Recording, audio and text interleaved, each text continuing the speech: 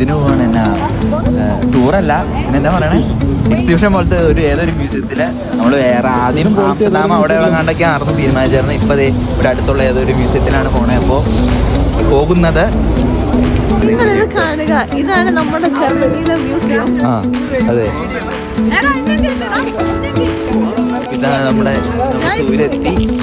ബസ്സിൽ കയറണമെന്നും വീഡിയോ എടുക്കാനൊന്നും പറ്റിയൊന്നുമില്ല.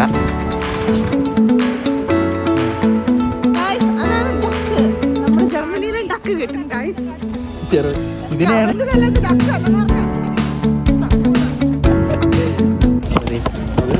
എപ്പോഴും ഞാൻ വീഡിയോ എടുക്കാൻ മറന്നു, ഇവരാണ് എന്നെ ഓർമ്മിപ്പിക്കണേ. അപ്പോൾ അതുകൊണ്ട് എല്ലാം എടുക്കാൻ പറ്റിയുള്ള സമയം എടുക്കുന്നു.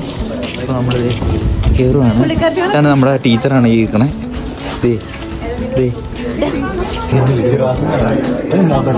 മുതലയോ എന്തോ മുതലാണ് ഗൈസ്. സിംഹത്തിന്റെ പാന്താറിലെയോ സിംഹത്തിന്റെ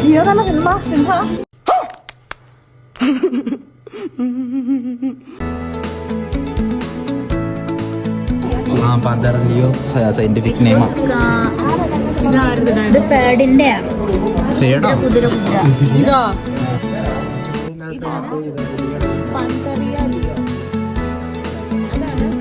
കയറി വന്നപ്പോൾ 2 അസ്ഥികുളങ്ങളും കാര്യങ്ങളൊക്കെ കണ്ടു കഴിഞ്ഞിട്ട് ഇപ്പോഴത്തേക്ക് കുറച്ചുകൂടെ മുമ്പോട്ട് ചെന്ന് കഴിഞ്ഞപ്പോൾ ഒരു അക്വേറിയൊക്കെ ഇരിപ്പുണ്ടായിരുന്നു.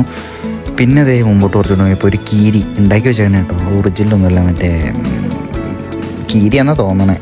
പിന്നെ അതേ ഒരു പോളാർ ബിയറിൻ്റെ ഒരു പ്രതിമ പോലെ സംഭവം ഉണ്ടാക്കി വെച്ചാൽ നല്ല ഒറിജിനാലിറ്റി ഉള്ള സംഭവമാണ്. പിന്നെ അതേ കുറച്ച് പ്രാണികൾ അതിനെ നമുക്ക് ഈ സൂക്ഷ്മദർശിനികളെ ഇങ്ങനെ നോക്കാം, അതിനകത്ത് എന്താണുള്ളത് അങ്ങനെയൊക്കെ നോക്കുന്ന ഒരു സംഭവമായിട്ട്. ഇവിടെ വലിയ കാര്യമൊന്നുമില്ല, പക്ഷേ എന്നാലും. പിന്നെ അതേ ജർമ്മനിയിൽ മിക്ക സ്ഥലത്തും നമുക്ക് കാണാൻ പറ്റുന്ന സംഭവം കേട്ടോ, ഡ്രിങ്ക് വാട്ടർ എന്ന് വെച്ചാൽ ഡ്രിങ്കിങ് വാട്ടർ നമുക്ക് കുടിക്കാനായിട്ട്. ഇവിടുത്തെ വെള്ളം ഇങ്ങനെ കുടിക്കാം. അപ്പോൾ സെൻസർ ഉണ്ട്, അപ്പോൾ അത് കൈ കാണിച്ച് കഴിയുമ്പോൾ തന്നെ വെള്ളം ഇങ്ങനെ വരും. നമ്മൾ ഇതിനകത്തുനിന്ന് എങ്ങനെ കുടിക്കണം അതൊന്നും എനിക്കറിയാൻ പാടില്ല, പക്ഷേ കുടിക്കാം.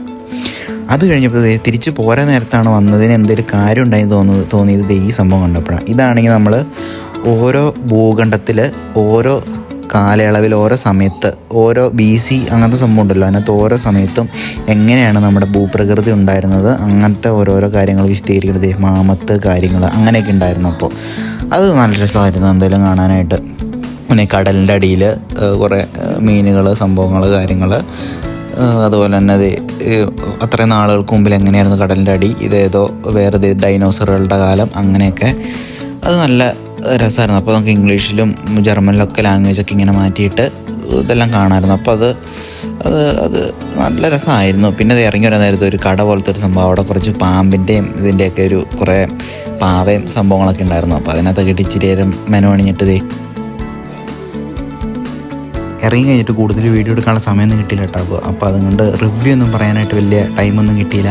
ഞങ്ങൾക്കിപ്പോൾ തന്നെ ബസ് ഉണ്ടായിരുന്നു ഇറങ്ങി കഴിഞ്ഞിട്ട്. അപ്പോൾ തന്നെ അടുത്ത ബസ്സിന് പോട്ടെ നിർത്തുകൊണ്ട് പോവാണ്. ഓക്കേ.